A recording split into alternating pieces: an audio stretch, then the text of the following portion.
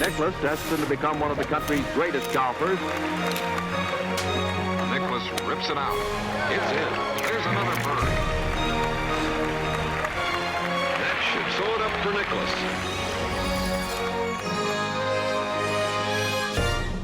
Science came into golf club and golf ball design and development over the past 15, 20 years. It really came in force. Equipment has made the game easier to play for the average player in the past 15 years. A little bit. Handicap hasn't reduced much. Actually, it has. It's down. About a stroke and a half? It used to be about 17. Now it's about 14. Is it really? For the men. And it's a similar amount for the women has dropped as well. Well, terrific. Well, that's good. And that's a steady drop from like 1995 till today. It's a steady drop. Technology, has there been good come out of technology? Absolutely, but a ton of good. I don't have no objection to metal drivers, to larger heads, the trampoline effect. I don't have a real problem with the golf ball, of what you do with things. It's how do you relate it into what has happened to the game. The only reason I have an objection with how far the golf ball goes is a relationship of the average golfer to the pro.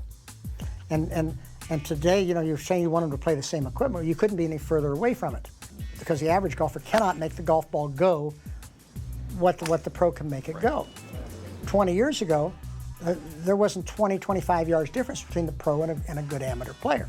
The driving distance on tour has been level for 8 seasons. For several seasons. I understand that. As I've said, and you said it to you a number of times and others as well, the train isn't leaving the station. It may not be in the station where you want it to be, but it's not leaving the station. No, I think that's all right. And that's given us a starting point. A great opportunity to really study not just the golf ball itself, but how changing the golf ball might affect the game. And we are in our very intensive period of testing to understand that better. One of the things I have a concern about, if we were to shorten the golf ball, that's somewhat like lengthening a hole in some ways. You know, it's effectively lengthening a hole by shortening it. Well, I think that what you're going to do is you have a 7,400-yard golf course. You make it shorter. Well, or you create variety. Right. I mean, to me, to be able to just go on the back tee every day. Right. No, that's right. That's right. I mean, why don't you play one hole one day at 410 and the next day at 470? Of course. Why not? As you probably well know, the longer the course, the more it favors the longer hitter. Usually. Usually. You were the beneficiary of that. I was a beneficiary, and I never liked long golf courses. I always liked golf courses where I was forced to play shots. Now, if I go out and I open up a golf course, and a lot of times I'll take one of the old wood drivers, and I say, okay, now this is what I played with back in those days. Now you'll find that the golf ball today, it doesn't work. I'd hit it, and the ball will go out about 210 or 15 yards. And then I'll say, now I'll show you why we use the driver of today. And I hit it and knock it 70, 80 yards past that. And the difference is strictly the golf ball.